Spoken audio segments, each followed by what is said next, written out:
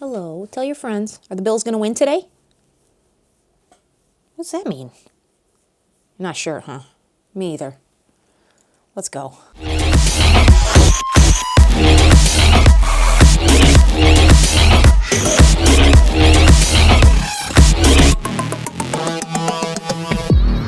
Welcome back, Endurance Nerds. It's been a couple weeks since my last video as I've been collecting my final thoughts on Zwift Academy Road, doing my own finish line ride, observing for any elements or changes of note to share in this video, and then of course the ever-elusive work-life balance, looking at end of month, end of quarter, next year's fiscal planning, all of these boring-ass, obnoxious things in my life, but they do take away from my more recreational and enjoyable activities like making these videos. Not to mention, the beginning of this week, a deer ran into the side of my car. So that was great. I've been dealing with that as well. But I am here at the end of the Academy to share my final thoughts, a bit of a retrospective or an autopsy, if you will, just to start the dialogue and conversation about Zwift Academy Road. What went well, what might not have went well, what I'd like to see Zwift do in the future. Now, I do want to preface this video with a bit of an observation. The vast majority of you have been overwhelmingly supportive and positive as I've done this series. You've asked great questions. I think many of you have gotten value out of these videos. Even for many of you for whom this material might be repeat information or might not necessarily be something that you need, you have still watched and joined along and helped other people in the community in the comment section, and I can't tell you how much I appreciate this.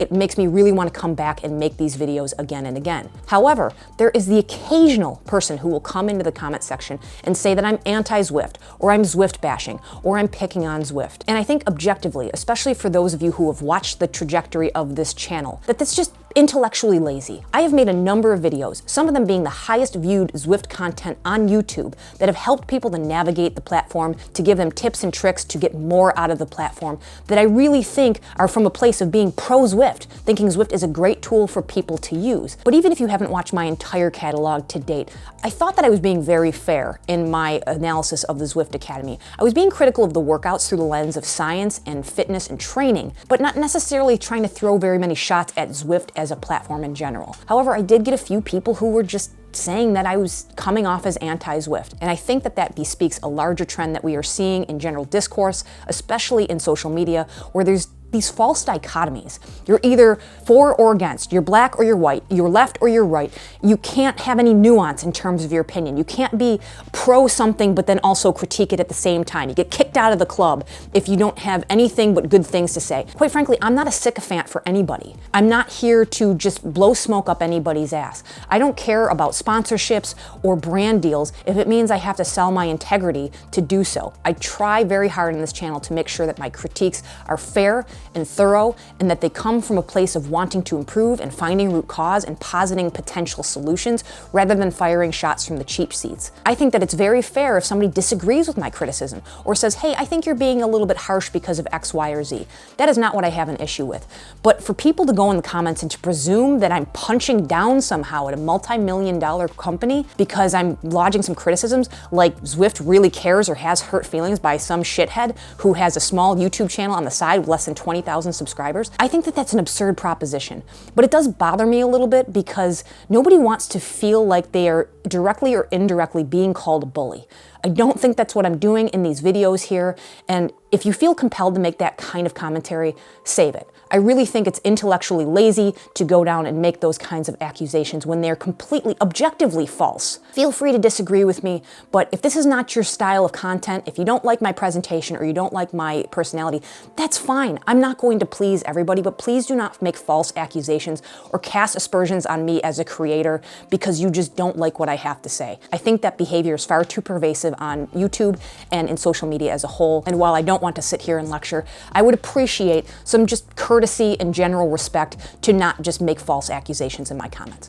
But with that out of the way, let's talk about the Academy. In this video, I want to talk a little bit about things Zwift did well, things that they could improve upon, and then things, in my opinion, that just completely missed the mark. And understand that this is just my opinion, and it's meant to start a dialogue so that you guys can chime in the comments below or have further conversations in the Zwift forums or the Facebook groups, wherever you might want to take those conversations, because I think it's productive to have those conversations out in the open, because the people at Zwift do look at these types of things and they can absorb some of that criticism and those those conversations into what they do with the platform in the future. But let's start with the positive, because as people, we do have a negativity bias, and it's very easy to make those criticisms without including what went well. And there's 4 major elements that I think Zwift does very well with the Academy. And first and foremost is the fact that it stands as the mainstay or flagship event of the platform. Even though it's not perfectly at peak season, it brings unprecedented people back onto the platform from their summer season here in the Northern Hemisphere. It brings people back into structured training, perhaps after a break or even being brand new to structured training, and tries to get people more motivated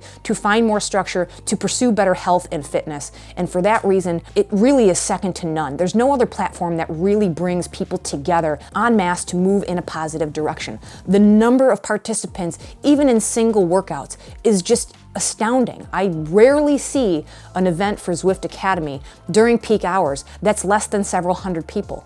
It's very cool to see people come in towards a common goal and being more focused on structured training. The second element is the pro contender nature of the event. That's how the event was started, and it's been tailored and tweaked a little bit to be more recreational or more accessible to a larger audience. But Zwift continues to show its commitment to endurance sport and helping the pro ranks get more visibility, get more sponsorships. Even just this year, sponsoring Tour de France Femmes avec Zwift, that's a huge deal. The eyeballs that were given to women's sport this year in a Tour de France for women, it's astounding. It's just a drop in the bucket compared to what we can potentially do with sport. They continue to support things like triathlon and running. And in this case, they're giving more visibility to world tour level sports and giving people, everyday folks, an opportunity to contend to be brought into those ranks. Now, some people might say that the world tour ranks don't need that kind of attention, but I respectfully disagree. I think the trickle down that comes from world tour sports is important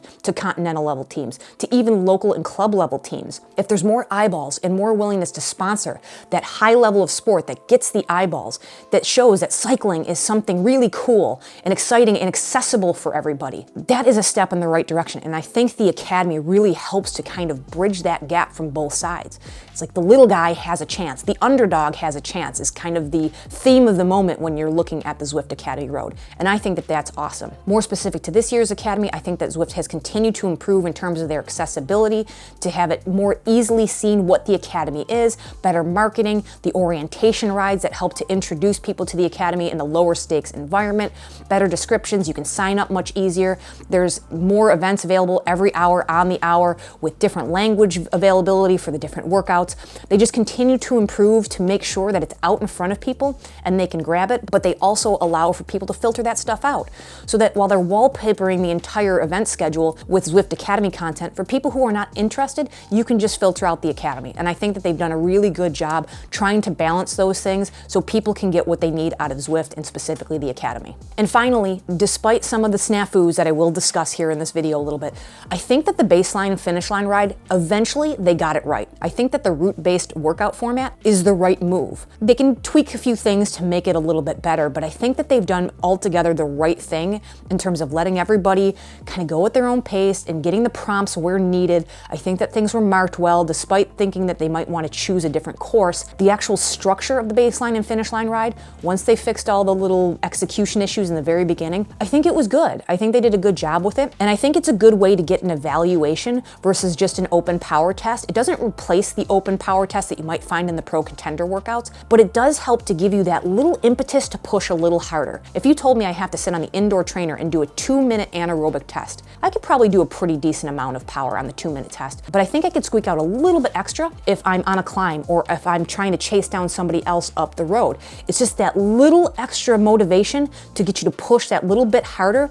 I was always capable of that power, but it's unlocking that area of the brain to push for those few extra watts that you might end up with something a little bit more accurate even on something like the baseline and finish line ride. So if you set yourself up properly to do those segments, they can really tell you a lot about your ability and your performance. So I think on balance, they did a really good job with that this year. Now I want to talk about a few things that I find to be more neutral in terms of the platform, things that I do understand the thought process behind, but maybe I don't particularly agree myself personally, or maybe that there's an area to improve upon. The first thing I want to touch on is the entire length of the program. I did touch on this in the introduction video, but I am going to repeat that a little bit here. The 4-week format, I understand the thought process behind it. I think the fact that you are fitting the 8 different workouts, the finish line and the baseline included as workouts, into that 4 weeks is probably more appropriate in the ratio of workouts over time. I think getting people to maintain an attention span for 4 weeks is certainly much easier. I completely understand the thought process behind that. That being said, for what it's intended to do, I do think it misses the mark just a little bit. I really do firmly believe that you need an 8-week training block to see appreciable differences in terms of power execution and changes to your energy systems. I still think that a way of splitting the difference here is to having an Academy Road and Academy Road Plus. Have that basic 4 weeks for people who want the basic unlocks, for people who want to do the Pro Contender program.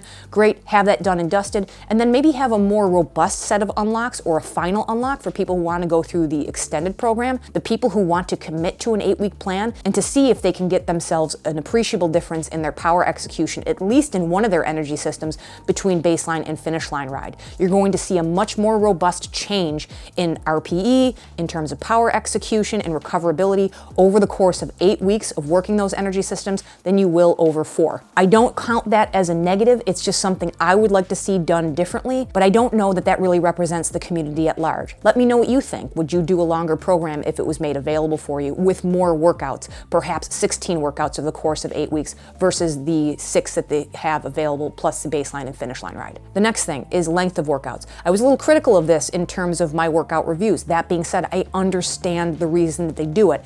Accessibility. The average person is not training 8, 10, 12, 15 hours per week. Many people only have an hour after work to get in a quick workout, opposite family, kids, other such responsibilities. So in that regard, I do think the lengths of the workouts are accessible to the vast majority of people. But I think they're missing a tier. I think there's a good portion of people on the platform, it's not a majority, but perhaps a plurality of folks who are higher volume athletes, who want to do more, who want a more challenging workout that can fit in a 60 to 90 minute workout, and it would be good for them in their training.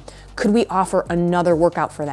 Perhaps offer beginner, intermediate, and advanced, and they just happen to be longer because typically as you would advance a workout, they do get a little bit longer. Not ridiculously so, but can we get something between 60 and 90 minutes for those workouts? There are plenty of people on the platform that would appreciate and can keep up with that level of load. And the last neutral element I'm going to call is kit unlocks. I think the format, by introducing unlocks strategically at that 25, 50, 75, and 100% mark, is enough to keep that dopamine flowing, to keep that reward system online. I think it's great to move your way through. It's like, okay, I get those little trickles of unlocks as I go and I feel like I'm moving towards something. That being said, my opinion as somebody who has been on the Academy since 2016 is that they've gotten a little lazy with the unlocks. I think we're just doing variations on a theme at this point. The same design elements, the same color schemes. We're even putting a paint scheme on the same bike that's been around since 2020. The 2021 Air Road was released in late 2020 because that's how model years work. Most of us don't ride that bike. So we have these unlocks that many of us do not use. I remember years back when you had the Zwift Academy Road unlock, people would wear that because it was hard to get. And I don't know that people have that same esteem attached to this type of kit unlock, especially considering that I could wear last year's kit unlock, which is the same purple with very similar design elements, and looking at a glance, most people wouldn't know the difference. I know that it doesn't matter. I'm not trying to be elitist on the platform, but people wear their kits with pride. They do it to represent something, whether it's a club they're affiliated with or some kind of completion, or just that it's really cool. I think that Zwift could really tie in with a designer. I've said this before, the Canyon SRAM kits are always really unique and cool and wild. You know, wearing those out on the road, there's nothing like that. I think year over year, Zwift should be creating a very unique pattern to these unlocks and not do more of the same. I like the way that the kit unlocks are laid out, but I think that they could do better with the design of the kits. So I'm calling that a neutral across the board. So let's talk about the cons, because let's face it, that's what everybody's here for. Negativity bias is what it is. So let's talk about what I'm not particularly pleased with this year's Academy. First and foremost, execution. The mistakes that were made in this Academy and have been evidenced in the past, similar types of errors in execution, are just inexcusable at this point. Zwift should be a mature platform and this should be a mature event. How we end up with the baseline ride being screwed up for a good number of people who are getting on day one, including pro contenders with a really aggressive timeline for them, and then telling them that they had to redo it, oops, sorry, after you fixed it, albeit quickly, it's just unacceptable. How did this not get vetted or caught? Hell, bring in a focus group to do the Academy for you so that they can catch these types of errors before they go out to the community at large. The issue with the emails. I don't know why or what the root cause is for the email issues, considering they did them relatively successfully last year. It's kind of embarrassing, to be perfectly honest. People are fighting to get their phenotype emails. I've got some other criticisms on the phenotype coming up here shortly, but how the heck is that acceptable? The fact that there are people on Apple devices that couldn't even access the workouts or the variants in their workout folders. How the heck do we let that happen? We're trying to turn too many knobs at once. Zwift Academy is not the time to be launching a new workout screen and then a new workout mode and the hollow replay riders and all of this cool stuff that you're trying to add to the platform, but these should have been released either before or after the Academy. Now what's happening is that you're turning too many knobs at once, and when you run into an issue, finding root cause and repairing that issue becomes far more difficult. I think the experience, especially for newer riders, it's bad. It's inexcusable at this point. There is a year between every single Academy. This, of all events, the flagship event that's bringing people onto the platform each year should be flawless.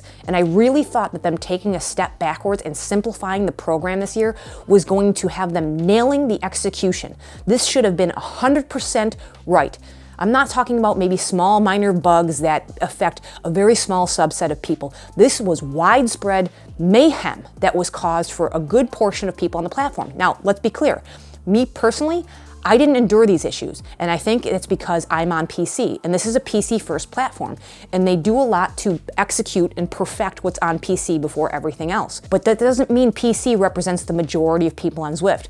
In fact, I think the majority is comprised of people who are on Apple TV or iPads, those things for which the barrier to entry, especially in terms of cost, is much lower than having a gaming-level PC for this type of performance. And I think letting them twist in the wind like they did for this Academy, many of those things still are not fixed, is extremely disappointing. I know it sounds like I'm being a little bit harsh here, but I don't know that there's any excuses this late in the game for these things to have been executed so poorly. But that's just my 2 cents on that. The next element is quality of workouts. I'm not going to rehash everything I said in the workout videos. I think I said a lot workout by workout and things that I would like to see improved upon, but just in a general sense, I think that they've really diluted the Academy this year. They've oversimplified. I think that they might be moving too far in the wrong direction. I get simplicities for execution's sake, but don't oversimplify or dilute the entire program. Those workouts were really not suitable for people who are at an intermediate to advanced level. A lot of us are at that level. I did the workouts for the purpose of making these videos, but if I weren't on this platform and I weren't making videos for you guys, I probably would have skipped the Academy this year. There's not much in it for me. You know, on a day where I might be a little bit tired and need an easier workout, they were fine, but in terms of something to be baked into my normal training routine, I really, for the reasons I've already mentioned in those videos, didn't think they were all that great. I think the quality of information being provided in those workouts is not very good. There were a number of errors in the on-screen prompts, whether it came from a scientific perspective, things that were just factually inaccurate, or things that were endemic to the workout themselves. I think calling something a 30-30 when the interval is a 30-15, that's just lazy. You should be catching that before it gets published to your community. How that slips through the cracks, I know objectively in the course of life, that doesn't seem like a big deal, but Zwift isn't controlling life. They're controlling what's on Zwift, and whoever is in charge of designing these workouts really missed the boat on things like that. I think that there was some laziness in workout construction, which I talked about. The same warm-ups and cooldowns, using a blanket percentage for different recoveries without really thinking, hey, for this type of workout, 40% is a good recovery valley, whereas for this one, 60% is a good recovery valley. It just didn't seem like there was a whole lot of thought put into these workouts, considering the underpinning of the Academy being a pro contender program. Now, don't get me wrong, I've said that I believe that there should be some scalability. Have something for beginners, have something for intermediates, and have something for advanced. But I think they built this program around addressing the least common denominator in terms of commitment. Not ability, but the ability to commit to workouts. I think that they lobbed up things that were a little bit easy to check some boxes so more people can have adherence to the program. I'll put a little bit more meat on that statement here momentarily. Another note of quality of information issues is that the phenotype evaluation just completely missed the mark for me. When you're taking the phenotype and evaluating it based on other people who have already completed the ride and then calling somebody's phenotype the highest percentile they achieved in their ride, it's not useful. It's not adding value to people. And I think what frustrates me is that the larger portion of the community, those who are recreational riders or those who are newer to structured training, are going to take that feedback that they're getting from Zwift as gospel, and it's just incorrect. At the very least, I'd like to see them use something like the Coggan chart, which will place people based on watts per kilogram into different categories of competition. I know not everybody has racing in mind, but you can find some population averages within those different categorizations to give people a better phenotype evaluation and how they stack up. Ideally, that would be broken down even further into demographics like age group, gender, height, weight, things like that, where you can get a more holistic phenotype. To be called a sprinter, when I know objectively that I am not a sprinter, because I might have a higher end trainer that gives me more responsiveness and gets me a higher level of power than somebody who might be on a mid-range trainer or somebody who is going to be on a wheel-on trainer, I think that's an unfair evaluation. Comparing me against other people on the academy is not telling me what my phenotype is. It's just telling me where I stack up in terms of percentiles against other people. The percentiles by themselves, you know what, give people that, but do not evaluate phenotype connected to those percentiles. It just doesn't make any sense. That's not how you evaluate phenotype. And I think that's a good segue into my last point here, and that's for an academy, it still falls a little bit short in terms of educating the community and getting people to understand what's really being targeted. I feel like some of the prompts in the workouts, very high level tells you what's going on, but it kind of reads in terms of tone, and perhaps this is just my own bias, that hey, here's kind of what we're solving for here, but don't worry about that right now. You don't have to be concerned with this information. I'm the coach. Trust me, I'm doing the right thing for you. Just follow along with the workout. And for some people, I think that that's great, but I think that there's a number of you who want a little bit more meat on the bone, who want to understand this stuff and conceptualize it, which is why you've been coming to some of my videos to learn more about what the training benefits are and how you can continue to improve as an athlete. I think that there's some opportunity there within the workouts, but really I'm getting at one level higher, and that's like the number of questions that I get on my videos in terms of, well, am I really supposed to see improvement after 2 workouts per week? When am I supposed to do these workouts? I don't understand how this is supposed to work. I don't think Zwift does a really good job at shepherding the athletes through where they need to introduce these workouts into the larger routine. They do make mention in their event literature about this is designed to be placed in your workout plan amid other workouts, but I don't think it puts a lot of meat on the bone for people who are looking to learn and understand. I'd really like to see them to take it one step forward and try to bake something further into the platform. Perhaps they offer up an optional version of the academy in the workout plan where it takes each of those workouts 1 through 6 plus the baseline and finish line ride and actually plots them on a calendar for you and then puts in other recommended workouts in between so people can follow that plan and still get credit for the academy. So they might get more of a benefit by doing some better periodized work through the course of those 4 weeks. Or another option would be something similar. Those of you who use Trainer Road, you know about the Train Now feature, where you click on Train Now and it will give you some options. It will give you high intensity, it will give you like a climbing or kind of sweet spot threshold workout, or it will give you an endurance workout. And it'll use AI to tell you which one is recommended for you.